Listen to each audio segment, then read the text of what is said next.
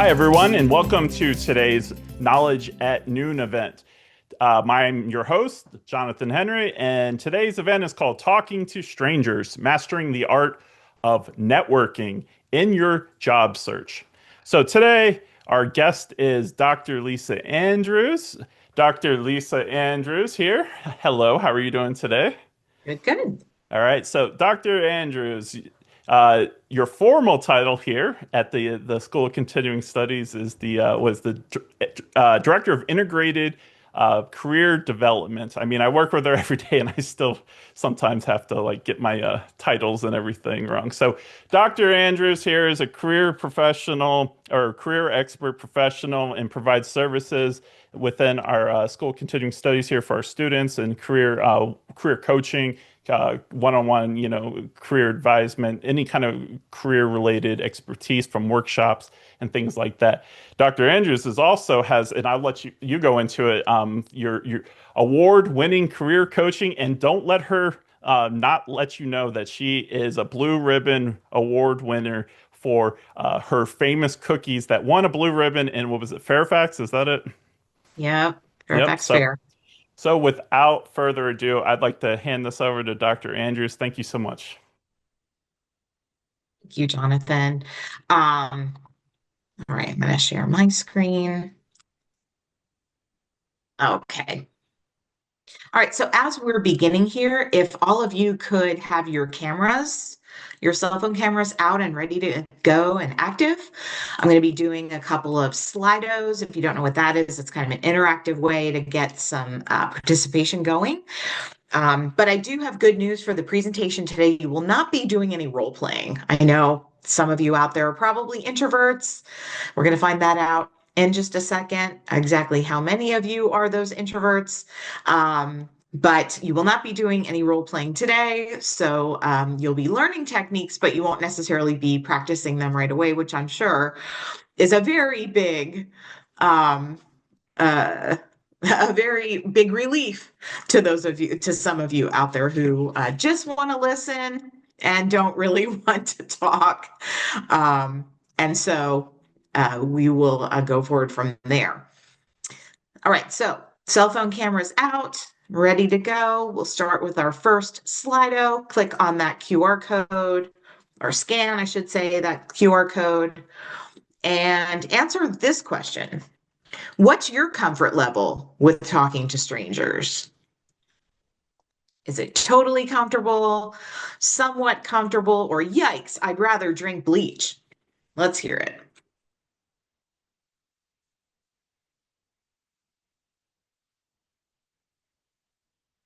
We'll just give it a couple more seconds to get some more participation here. Got about half of our people participating.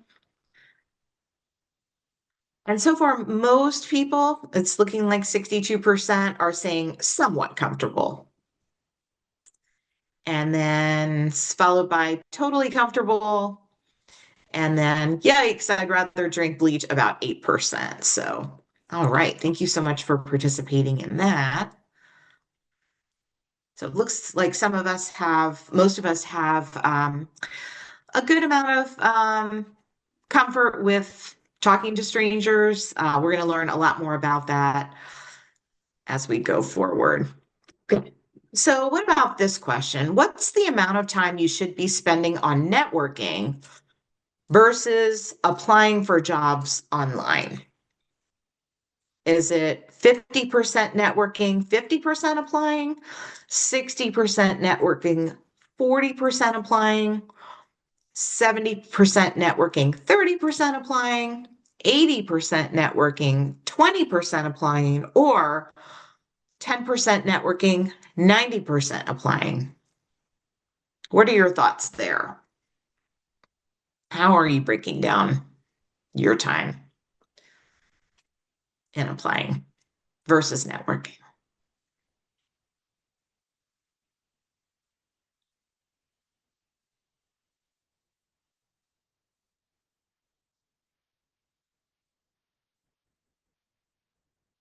Oops. All right, let's see what we've got.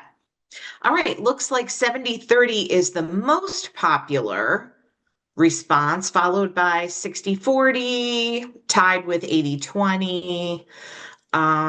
You're definitely on the right track when you say that it should only be 10% networking, 90% applying, because the actual figure I researched is 80% networking, 20% applying. So for those of you who answered that, and it looks like that is becoming more and more of a popular response. That is the convention that doing my research for this presentation I came across. So 80% networking, 20% applying may come as kind of a surprise to some of you, but truly, the whole spray and pray approach to applying for jobs really just doesn't work. Networking has to be a really integral part of your job search strategy because anywhere from 70 to 80% of jobs are actually filled through networking. And whereas online job applications have an average success rate of about 2%. So truly that feeling of sending my application to an online job board and then getting ghosted is real. And I know at least most of you on this call have probably felt exactly that. They've sent an application, waiting for a response, and just never receive one. With networking, you get that instant feedback. You get kind of a warm lead that's going to kind of shepherd you, I like to call being a shepherd through those application processes. So networking is targeted, strategic, and it definitely works. Think about this. If you want your lawn to look nicer, do you go online and look at lawn care services? Probably not. But you will go to your neighbor who has a beautiful lawn and say, hey, who fertilizes your lawn? Give me their number. So just proof there that networking is a lot more effective than kind of looking online for potential leads. One thing networking does do is give you access to the hidden job market. In terms of the hidden job market is sort of jobs that aren't yet advertised, but that are going to be filled. So it could be a job that isn't advertised right now and that's about to be advertised, or a job that an employer is potentially thinking about advertising, but that isn't there yet. But that decision makers within the company know that job is going to be posted. And so it gives them the opportunity to start reaching out, talking to their network, finding out who's available, who's out there, and then working on those networks from that side. And don't forget now, I know some of you out there have probably experienced. I know at Georgetown for a while there was a referral bonus that we received like $500 or $1,000 for referring someone to Georgetown. And then if they were successfully hired and made it through their, probationary period, we would get a monetary reward for that. So it can be of value to a referring employee if they make a referral. A lot of companies do have that policy. But the question then becomes where to network. Where do you find people? And there is a lot of what can be called low-hanging fruit out there. Probably your biggest network is your well, aside from your current friends, family, those in your closest circle, the next level out would be your alumni network. Each of us have graduated from one, maybe two, could be three universities. And not only did you purchase that degree, but you purchased a network to go along with it. So alumni are a very powerful way to tap into that hidden job market by tapping into that network because it's a warm lead. You already have something in common with the person, so it's not really making a cold call necessarily because you're already connected with them technically. So it's not really a stranger. even though it's someone you may not necessarily have met yet, you do have something really powerful in common, especially if you went to the same school at the same time, just didn't have any classes or anything together, then you'll have professors in common and so forth.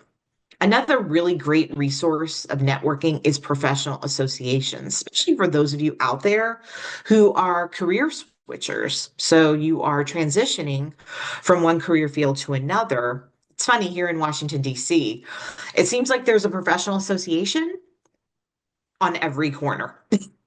They're all on K Street. The National Association of Calendar Owners. I mean, they're everywhere. They pertain to literally every field. So all you have to do is a simple Google search, National Association of Electrical Engineers, let's just say, and see what pops up. And 9 times out of 10, you're gonna find a professional association. Now, all of those associations have memberships available to them. They're not just out there. These are member organizations that have not only a national reach, but a local reach. So they're going to have local chapters that you can get involved with. They're going to have events, they're going to have conferences, they're going to have job boards. A lot of these national associations have their own job boards that you can take advantage of. And so these are job boards that companies are really in tune with because they know that the people applying for these jobs are probably already members of these organizations. And so they're kind of pre-qualified applicants. So this is a source that employers are really going to like tapping into. So associations are another really powerful way to network. And not only that, it's a really great way to ingratiate yourself into the field. So to begin to build your knowledge base as well. You may have the educational base. Now you want the knowledge base. You want the experience. So national associations are a great way to do that. So these are just a couple of examples, but your network can be literally anyone you meet. And you never know until you start talking about what you're interested in, who might know someone. I was working with a client who had graduated college and took a retail job while she was job hunting. She hadn't found anything by the time she graduated. Come to find out, her manager's husband was in this very specific niche field that she wanted to be a part of. So just by talking to her manager about, yeah, these are my, I'm working here now, but these are my ultimate career goals, they were able to connect.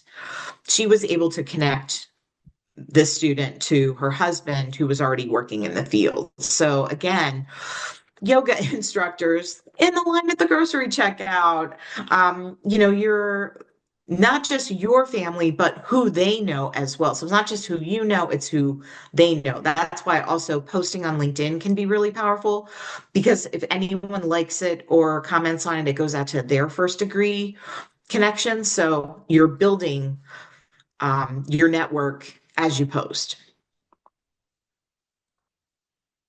But networking is definitely a two-way street. So it's not about taking, it's really about building a genuine relationship that creates value for both.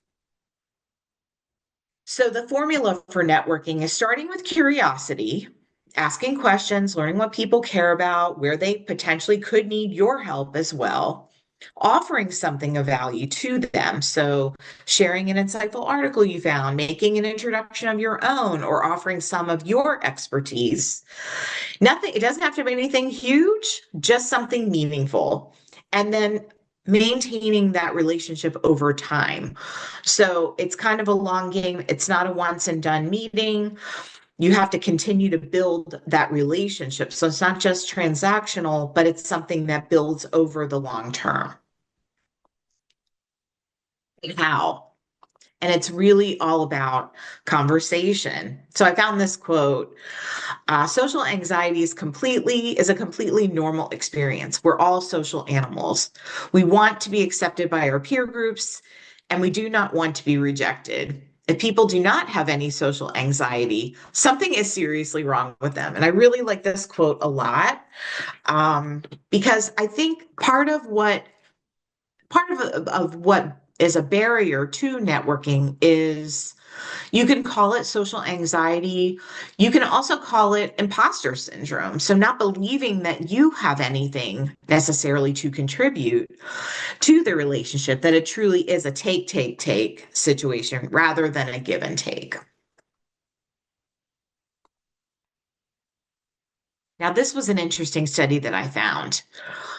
Um, Nicholas Epley studied talking to strangers on commutes, and he asked subjects, what percentage of people would be willing to talk to you on a train or bus if you talk to them first? The subjects estimated 42% on trains would be willing and 43% on buses. And the actual percentage was almost 100%. So, you know, if you talk to someone first, 9 times out of 10, they're going to want to talk back to you, even if they're perfect strangers. But how do you begin? The art of the conversation begins with small talk. So think of conversation as a ladder, with small talk being the first few rungs. So you have to start at the bottom before you can really get into something a little bit more meaningful. So I've got a couple of techniques here for you that you can try when you're trying to make small talk. And small talk comes easier to some as opposed to others. Some people are really great at small talk. Other people aren't so great at it, and they make a faux pas and kind of start in the middle of a conversation as opposed to remembering that conversation is a ladder and you have to kind of build up to something more meaningful. So one technique you can use is the occasion location rule. So the occasion you're at and the location you're in can help you come up with an opener. The occasion and the location of an event give you a wide variety of free information and conversation starters. So here we have this gathering of people. Looks like could be a wedding here. So let's say it was at a wedding. How was the bride's college roommate? How do you know the couple? A perfect way to start a conversation. Or at a conference, what brought you to this event? So, sitting next to someone in the chairs, you never know who you're going to be sitting next to. Another tip for conferences is when you go to presentations, ask a question of the presenter. If you can't really think of something you want to ask in front of the group, there's probably something you still want to know about the presentation you just saw. So approach the presenter after the presentation is over and talk with them one-on-one, and then you can exchange information as well. So you've built a rapport with them one-on-one, apart from the group, but that's also a great way at a conference to build your network as well as to approach the presenter after the presentation is over. If you're looking for more categories to start conversations, the Ford technique, family, occupation, recreation, and dreams. So these are all possible topics. You can use the location occasion or this technique, family, occupation, recreation, and dreams. Knowing this up front, people love to talk about themselves. They love to talk about their family. They love to talk about what they do. They love to talk about what entertains them and keeps them busy. So these are all really great topics that you can use to get on that first rung of the conversation.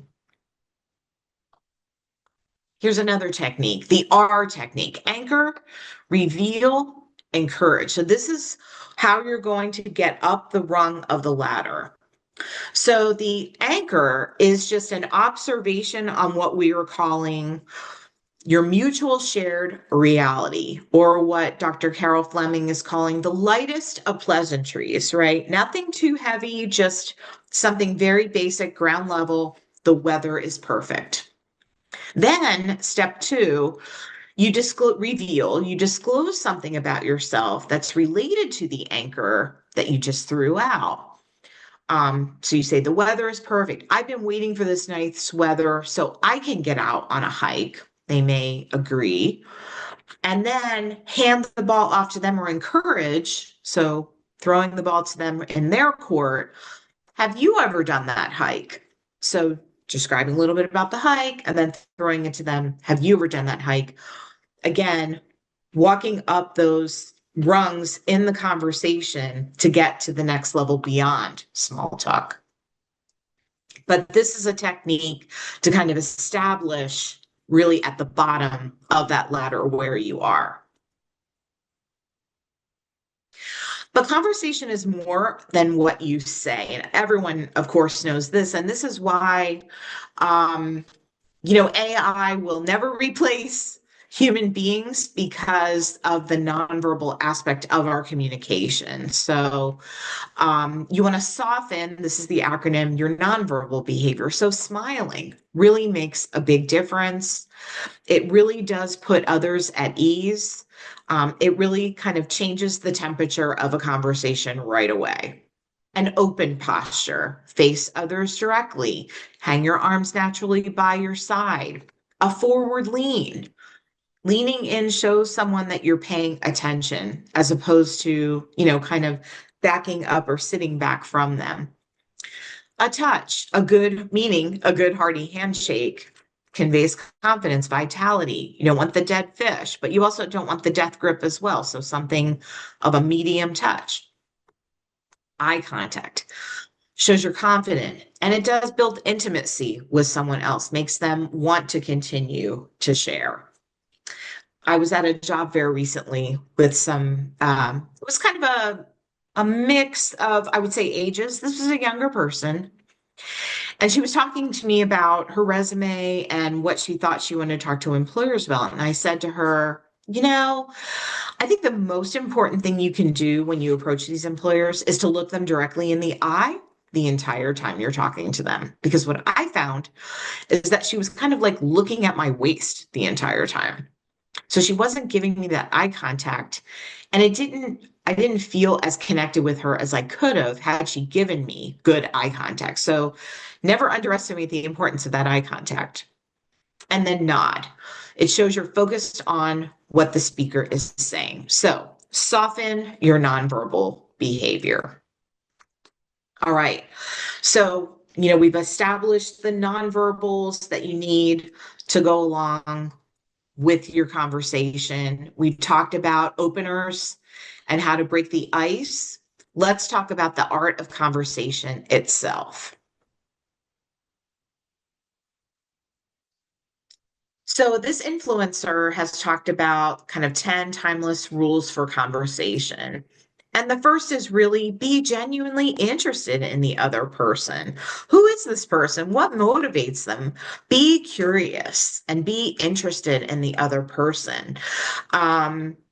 If you're genuinely showing interest in them and asking them intrepid questions, they're going to want to engage with you even more. You want to focus on the positive, focus on the Can we stop future. there? Can I disconnect from you? Oops, I see someone just Talking kind on of this Apple. need to mute someone. Hang on a second. Just want to. Why is it connected to yours? I don't know. So Tanya, let's do if this. you Why could don't you just, take out your Tanya, you take if off you could just your mute your headphones for a person. while your mom does her call, and then when she's done, you put yours back on. Okay? How's that sound?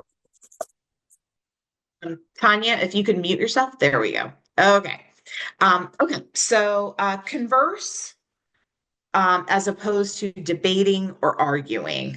This is something that you want to try to avoid in a conversation, is to kind of continue to keep it on a neutral zone as opposed to an up and down or a debate or argument. The next is respect as opposed to imposing, criticizing, or judging.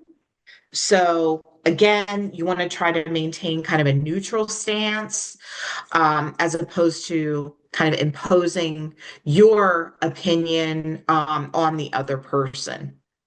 And again, try to put the other person in their best light.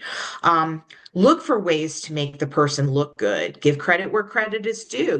Like that presenter that you just saw in the conference presentation, talk to them about how great their presentation was, how much you learned from their presentation, how much you'd like to connect with them in the future, really putting them in the spotlight and putting them in their best light. And if differences arise, you want to embrace those differences while building on commonalities. Understanding that, differences make us unique. You can agree to disagree. But you want to try to build on commonalities and move the conversation to neutral territory as much as possible. At the same time, be true to yourself. You find the conversation not going well, you can make a gentle exit. We're going to talk about exit strategies as well. Because starting a conversation and having a conversation is one thing, but you have to be able to get out of it as well. And then try to make it kind of a 50-50 sharing as well. You don't want to be kind of interrogating them necessarily. Obviously, questions are going to move the conversation forward, but you want to try to have a back and forth so that there's 50-50 sharing as well. And the more you disclose, the more you're going to encourage them and put them at ease for them to disclose as well. And we're going to go into this a little bit more, but you want to ask questions that will actually elicit answers. So closed questions are going to stop a conversation, whereas open-ended questions are going to move a conversation forward. And of course, know that a conversation is definitely a give and take. Certainly you want to allow for those quirks, just knowing that a conversation is definitely that two-way street. So to that end, you want to try to get the person to tell stories, to get beyond small talk. You want to ask open-ended questions. So how are you? Could elicit the fine or okay dreaded answer, as opposed to what's the most interesting thing that happened at work today? Or what's the most interesting thing that happened to you on your way to the conference today, or something like that. That, on the other hand, will elicit some kind of story. And when you get someone talking about a story, you're going to get someone that's going to help you move that conversation forward. Now, when small talk fizzles out, it's often due to a phenomenon called mirroring. And here's an example of mirroring. James says, "It's a beautiful day." And John replies, "Indeed, it's a beautiful day." So you've got this sort of mirror. So the conversation's bouncing across the two mirrors, and it's not going to go anywhere. As opposed to this non-mirrored example, "It's a beautiful day, John. It really is. It's days like this that make me want to get out there and enjoy it. How do you like to spend time outside?" So beware the mirror. Again, eliciting those story responses as opposed to those one-word responses. Having just said that, there is a technique that FBI hostage negotiators use to show kidnappers they're actually paying attention. And one is called mirroring, which is repeating the last 1 to 3 words the person just said, but as a question. And if you think about it, this can actually move a conversation forward by mirroring what the person just said. There's also paraphrasing, repeating what someone just said, but in your own words. So taking, not parroting, but paraphrasing. So taking what they just said and putting it into your own words to repeat back to them. Or labeling, putting a name on what they said they are feeling. It sounds like you're feeling pressured. So these are some actual FBI hostage negotiating techniques you can use in conversation to move the conversation forward. And certainly you will elicit a response if you label something incorrectly as well. You'll get the person to kind of clarify what it is they were actually trying to get across to you.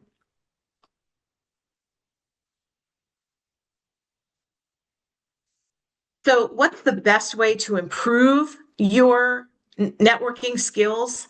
And that is to practice in situations where it doesn't really matter. So, striking a conversation with the man behind the deli counter or the person making your coffee. How's your day going? How much longer on your shift?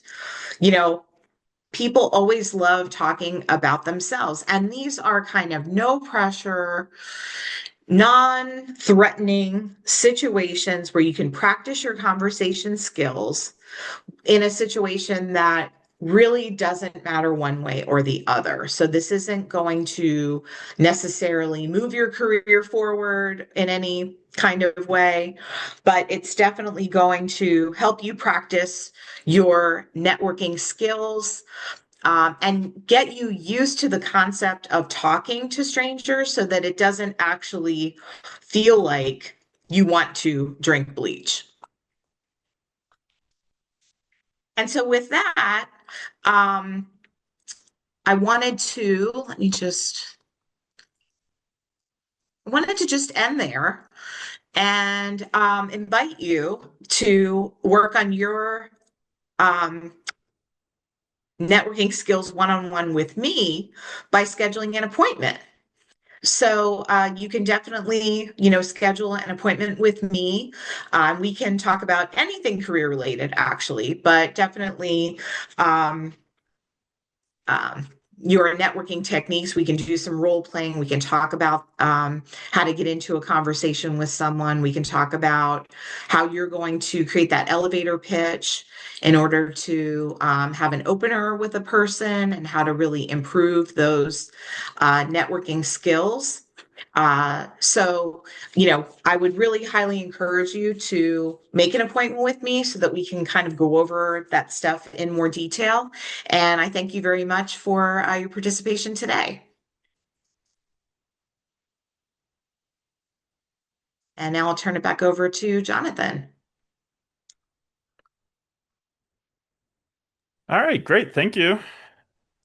Thank you, Lisa. That was good. We have some questions coming in and things like that. So, at this point, the formal part of the presentation is complete, and we will switch over to Q&A questions, things like that. So, as I said, there were some in there, but before that, uh, I want to just show a couple things as far as we typically do this. Here we go. We're Georgetown University, the School of Continuing Studies, and specifically the Professional Education Department. So we do professional certificates from things like leadership to project management to, I don't know, pretty much anywhere, industry, data, health, things like that, coaching. So you can check out all our things. What does career services have to do with it? Well, we're one. I'm not really aware of too many others, but we offer free career services for all of our students, and that's what Dr. Andrews provides here. So take a look at it as well. Also, we have our social media here, LinkedIn, Instagram, YouTube are our main ones as well. Uh, Go ahead if you aren't on our mailing list, things like that, and would like to attend other events. This is a good way to stay in touch with us as well. And I've put links in our chat to them as well.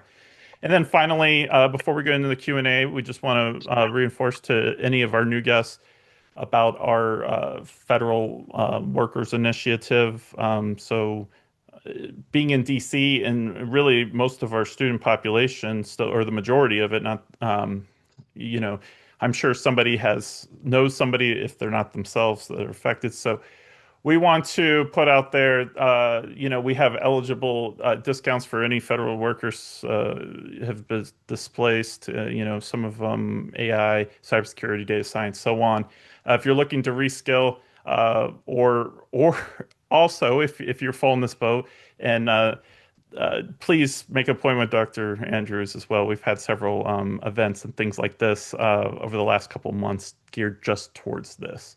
And what is the discount? The discount is 30% off our certificates, and basically it runs till next March. So it'll run for 1 year from this past March to next year. So great. I'm going to then bring us back in. So Jonathan, can I just share also Yep. my link Mhm. to my appointment? Let's Yeah. see. Just pop that in the Calendar. chat there. Yeah.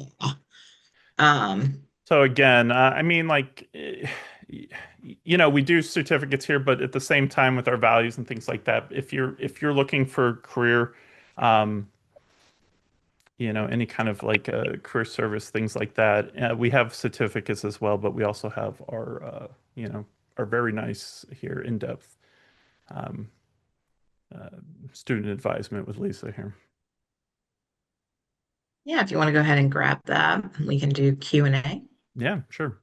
So here it is up here. Scan it.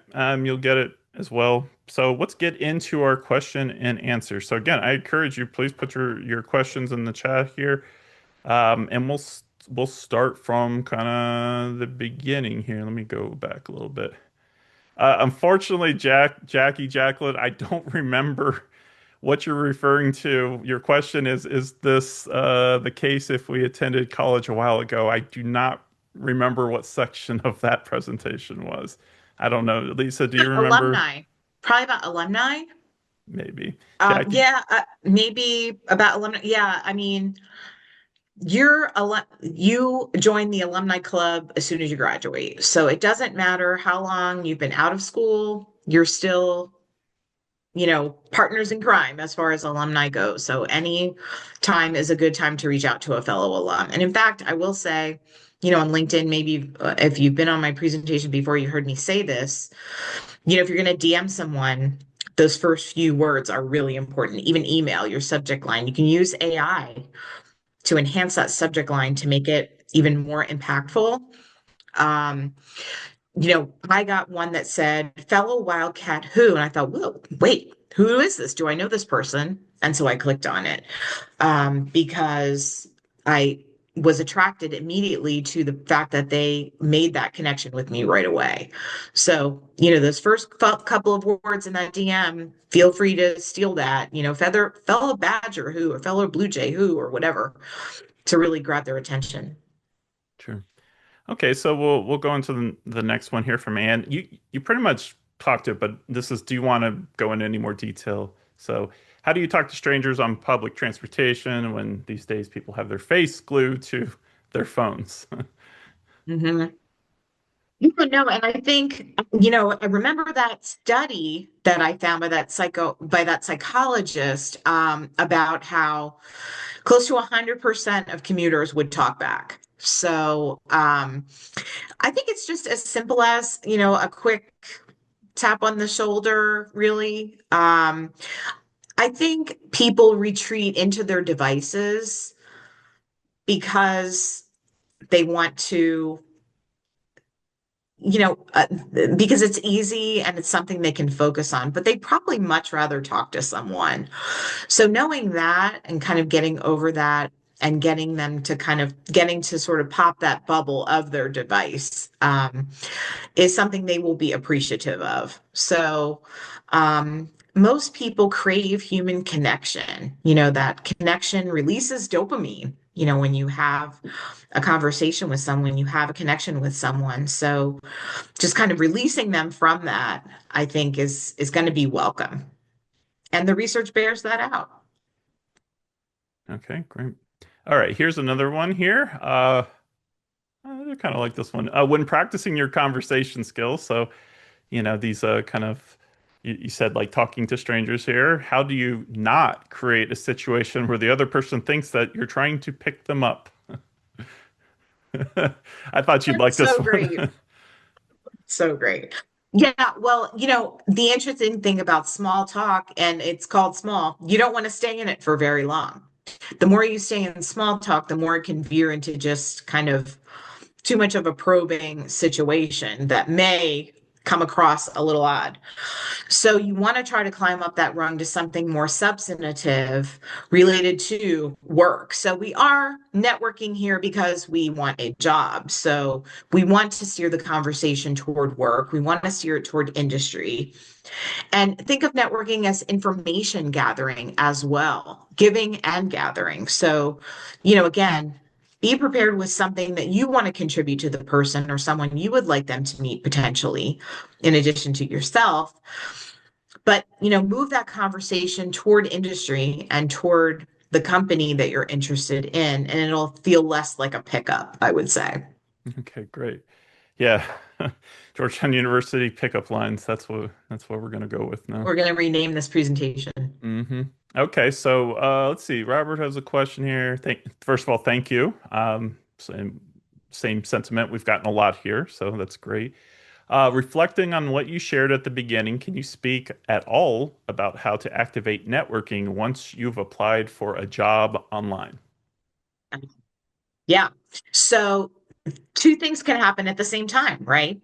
I mentioned it should be about 80-20, but again, you can apply online. Just make sure that at that point, and it's even a great talking point to say, hey, so and so, I applied online for that data analyst job. Have you seen my application yet? Or do you know anyone in the decision-making process that I can connect with, that you can connect me with? So looking for that connection, even as you've applied, is also still fine. It doesn't have to be one or the other. It really can be a matter of both. So having applied, look for that connection and get that application shepherded through. Okay, great. At the same time, as you're networking, make sure you have your application ready to go.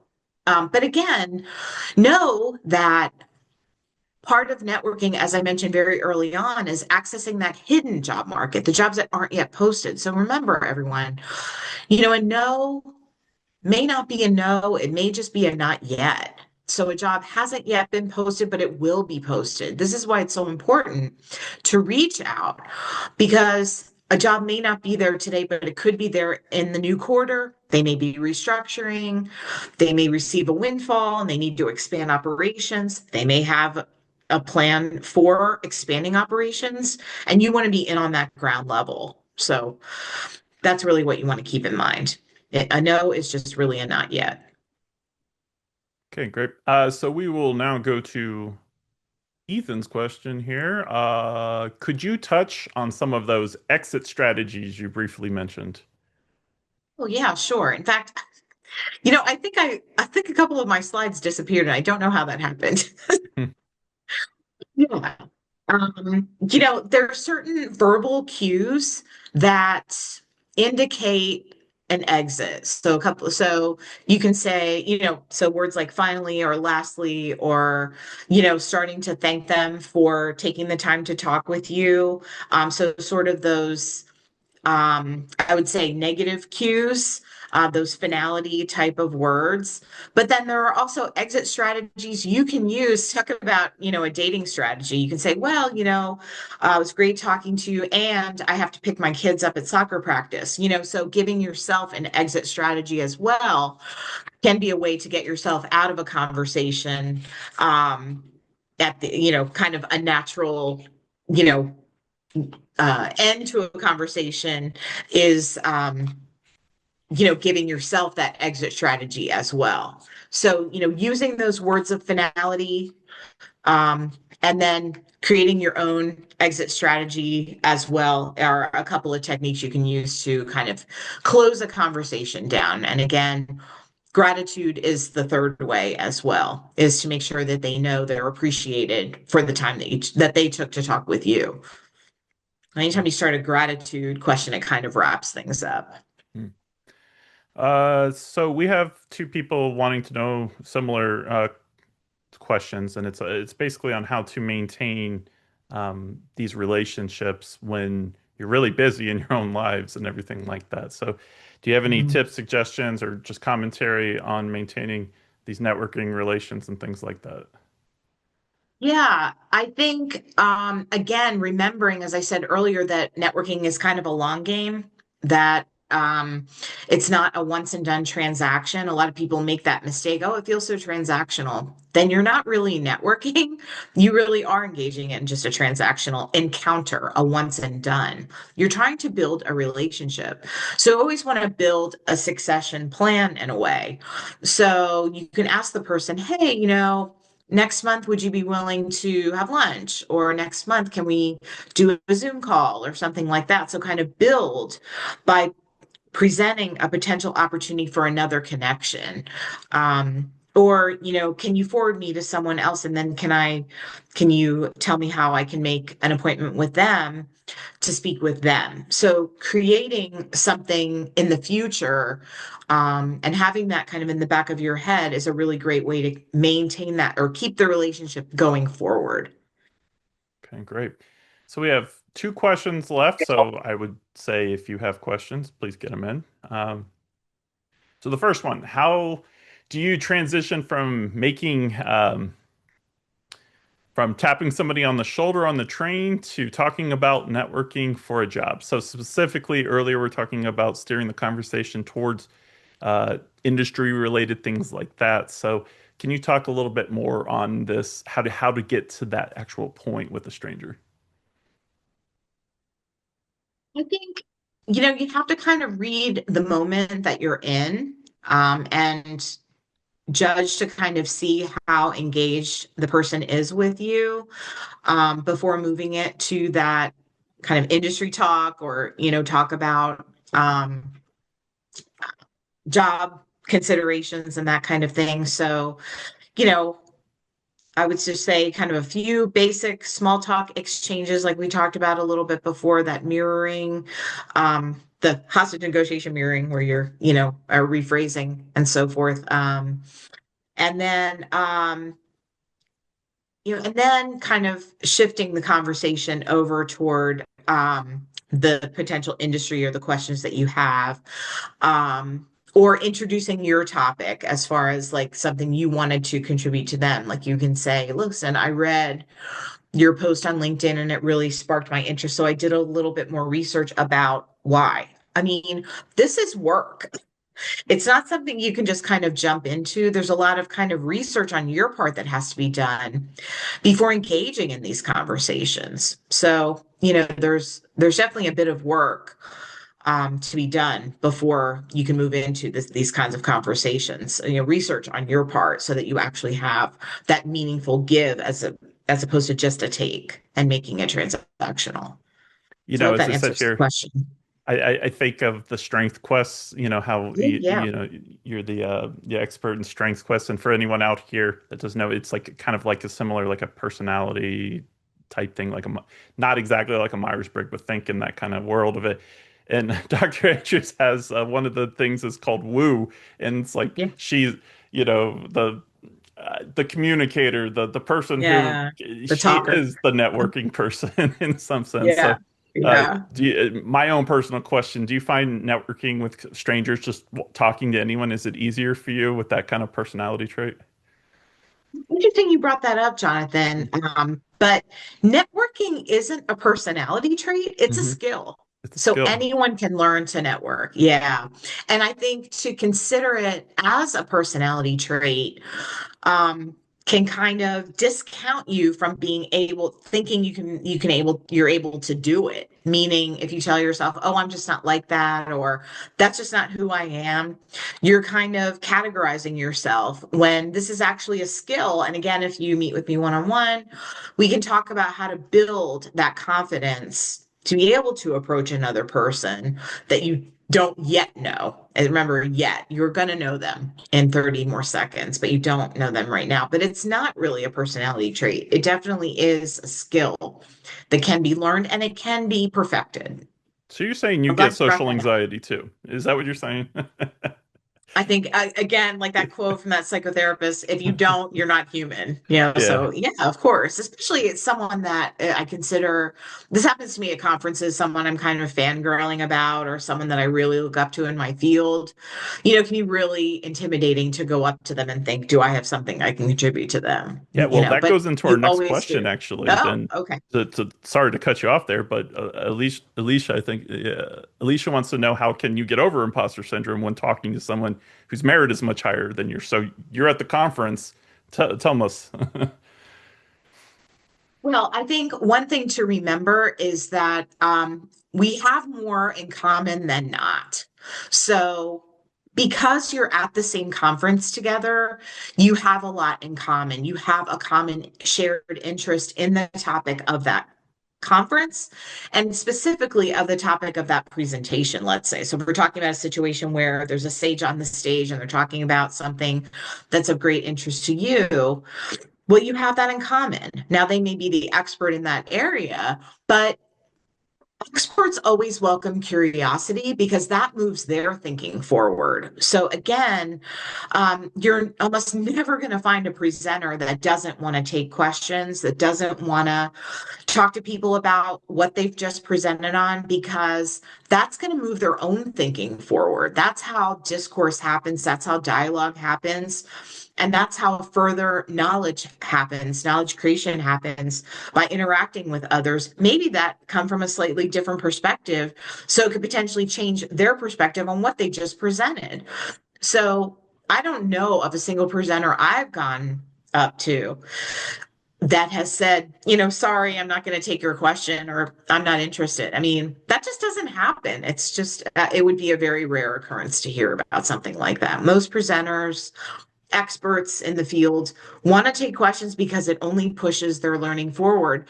Their own expertise came from asking a question or from hearing something else that made them ask a question. That's just how a discourse happens in a field.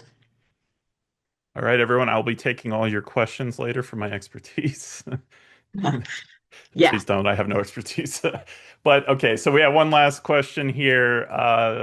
Let's see. Yeah, one last question here. Is there a magic number? Oh, it's scrolling down. I lost it. Here we go. Is there a magic number of folks to maintain contact with? Neuroscience suggests there's a limit to how many folks a person can maintain connections with. So, how do you feel or view this in your field? Mhm. What's important is to keep some kind of log of who you are talking to. Because, yeah, I would agree. There can be a saturation point of like, who did I talk to? When did I talk to them? And what did I talk to them about? So, some kind of journal, log, spreadsheet, table, something to talk, to organize your thoughts and to organize your calendar as far as when you did reach out, when you followed up, when you thanked them, and so forth. And if I haven't mentioned, um, gratitude is extremely important. So when, you have received something from someone, definitely important to acknowledge that and, with gratitude. So yeah, I think it's good to, I don't know that there's necessarily a saturation point. Um, but I would just definitely keep track of all your contacts Okay. so that you don't miss something or misspeak. Okay. Oh yeah. So here's a couple came in. So I mean, I guess we'll go until our time limit then. So if you want to keep them coming. So is there a good way to discontinue a connection, especially if there's a potential to meet them again? Continue a connection. So I'm guessing networking works both way. Like Meaning, people approaching you, maybe you don't want to have a connection with somebody. Is there a way to, basically end the networking, but in a way that's not going to be awkward in the future? Does that make Mhm. sense? Well, there certainly are situations where let's look at ourselves, so let's just say someone comes to you. And you might not be in any position to really help them, but you might know someone who would. So one way to do that is to say, gee, I really can't assist, but I can think of someone who might, or I can forward you to this association where you might find some resources or something like that. So kind of passing the ball, I would say. Okay. All right. And so this says, I see one left. So I'm going to put this as our final question then for today. But before that, if people have additional questions, I mean, they can email you from at your Georgetown email. Is that fine? Exactly. Okay, Yeah, I can great. see So that in the if you chat. have follow-up questions, then we will, you know, our networking relationship today does not end. We will continue it. Um, but to that effect, Emma wants to know, great, follow-up thoughts on follow-up in networking. So you are reaching out. I find I try to reach out and not hear anything back. So Mm. Yeah. Yeah, talk about a black hole. I mean, this can happen in networking too. I'm not saying it's a magic bullet that it's always going to work. Um, so I would say I tell people to be politely annoying, right? So it's not the case where you should reach out every single day. Gee, I haven't heard from you. I haven't heard from you like a little parrot, you know. But let's just say I would say a week to 10 days goes by and they haven't responded. Then I would politely follow up. Okay. And then continue kind of that schedule, like a week to 10 days. And then I would say after three of your follow-ups, if you haven't heard anything, I would let that connection go and move on to something else and have others um, in the wings just waiting or concurrent conversations happening. okay, great. So we got 3 minutes to our time limit, so I think this is a great time to end it. Lots of questions, lots of engagement, and lots of thank yous. So I would say that people found this of value. Dr. Andrews, very Thank you good. so much. I did too. Okay, so any final thoughts for our networking guests here before we sign off?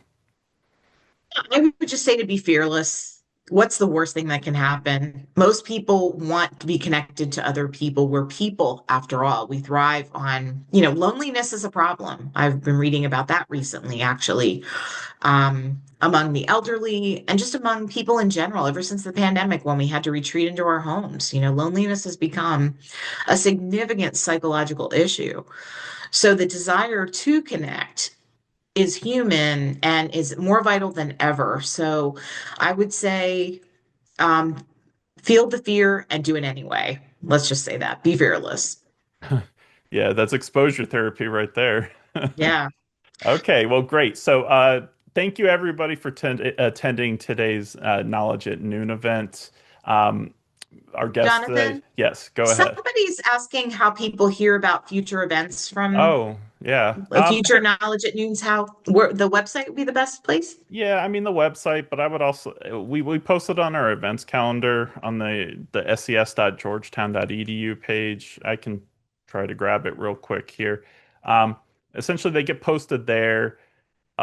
We send out newsletters, things like that. We post it on our social media. So if you're not a current student or formally associated with us, you probably won't get the emails then. So I would say social media is probably the best unless you want to go and check the website every week to see what's going to be posted. So add us on LinkedIn, add us on Instagram or X. I know it's not very engagement as much anymore, or at our YouTube channel after, but that'll show you after the fact. So those are probably the best ways. If you want to email us, we can also see about putting you on our mailing list as well. There's lots of options depending on what kind of communication you do want from us and things like that. So, all right, sounds good. Thank you, everyone. Thank you, Jonathan. All right, so with that, this has been Knowledge at Noon, talking to strangers, mastering the art of networking in your job search. So thank you, everybody, and have a good day.